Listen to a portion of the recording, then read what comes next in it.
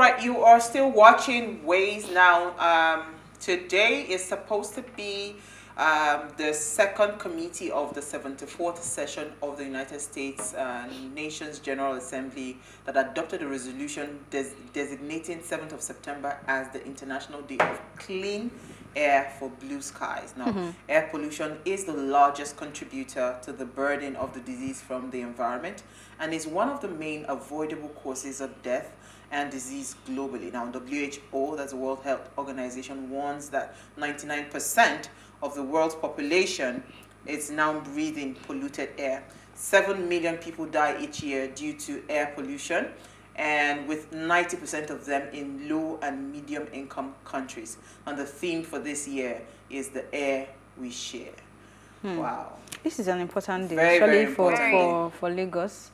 And I think a part of South I think it's the whole of Nigeria. Yeah. Because Nigeria, we're used to buying Tokumbo cars that are over 10 years, and all of that. So in the whole of Nigeria, this is very important. Yeah. We burn things, most of the cars, you see the carbon emissions, it's too much. Even cars or vehicles are not supposed to be on the road. You begin to wonder what they call them. Most of them are never VIO, right? What do they do? The private vehicles, those ones Because, check for. do you understand? It's annoying. And it's so disgusting, right? Because you are seeing your part, right? And they are maybe hassling you for, let me look for the most.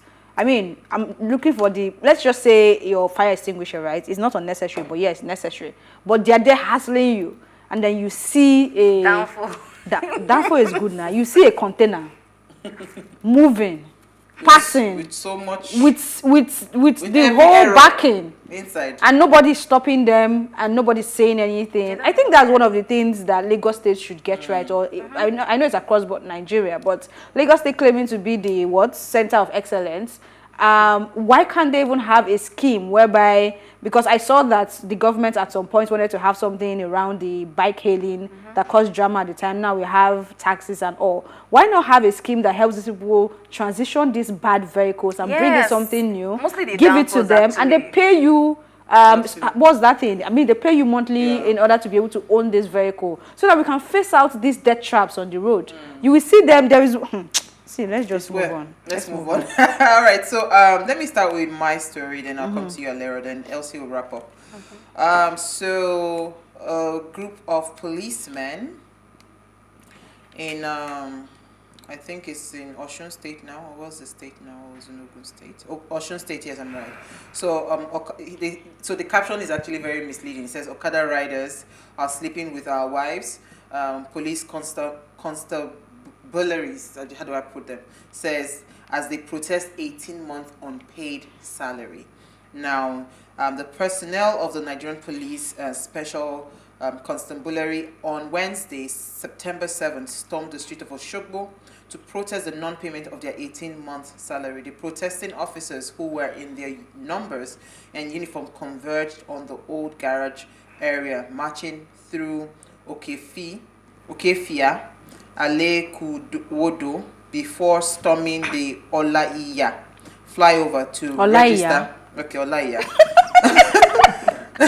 The register to register their displeasure over their unpaid salaries. Now, this is really sad for me because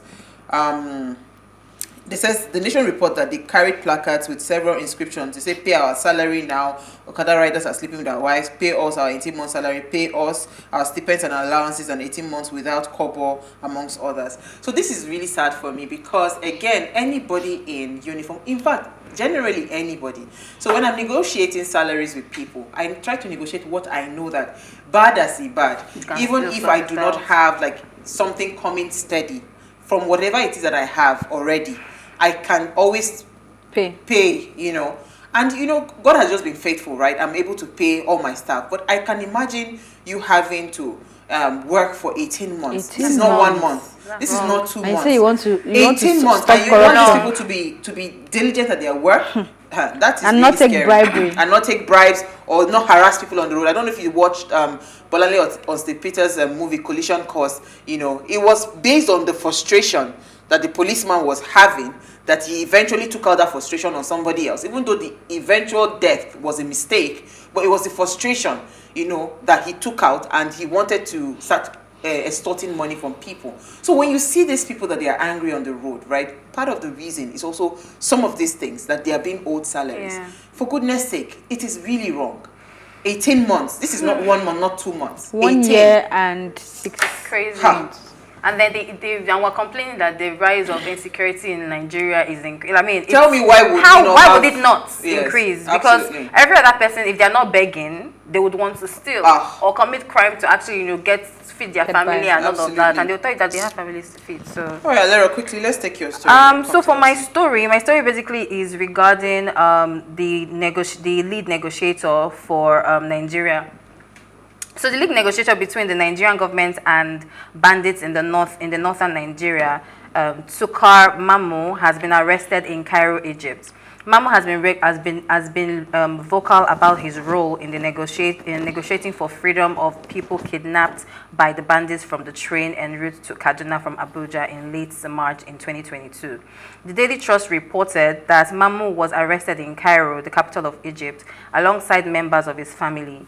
Mamu was reported to be on his way to Saudi Arabia for Lesser Hajj, which he was when he was detained at the Cairo International Airport for 24 hours, and he's been repatriated to Nigeria. He disclosed that he left Nigeria on Tuesday and was subjected to investigation by Egyptian security agencies, but was not indicated with any incriminating evidence. Mamu also mentioned that the Nigerian government planned to detain him in Egypt, a similar pattern to the arrest of Yoruba separated Sunday Igboho, who was arrested by the Republic of Benin, and leader in the indigenous people of Biafra, Nnamdi Kanu. He said that the Egyptian government found that his papers were genuine, and Mamu's last month disclosed that he was pulling out of the negotiation with bandits after allegedly threats of his life and blackmail by the Nigerian government. This guy basically is going through his own part of this thing, because I mean, at the end of the day, they'll be all right. Your story. I don't even have anything to say. At all, really. There's a bandits negotiator. But they'll be fine. So my story is, I think, is also leading to our conversation today. Yeah, that's why I saved it for the very important. So the African Democratic Congress, ADC, has appointed Mani Ahmed, a presidential aspirant in 2015, as chairman of the party's board of trustees. This is contained in a statement jointly signed by the party's national chairman, Ralph Nwosu, and national secretary Said Abdullahi on Wednesday in Abuja. Premium Times reports that Mr. Ahmed emerged the party's BOT chairman at the end of an emergency national working committee and critical stakeholder meeting on Tuesday. And this piqued my interest because we saw a video from the presidential candidate of ADC, was that on Sunday? Yeah. After news broke that he was suspended by the party, then he came out to explain some of the internal crises the party has been facing.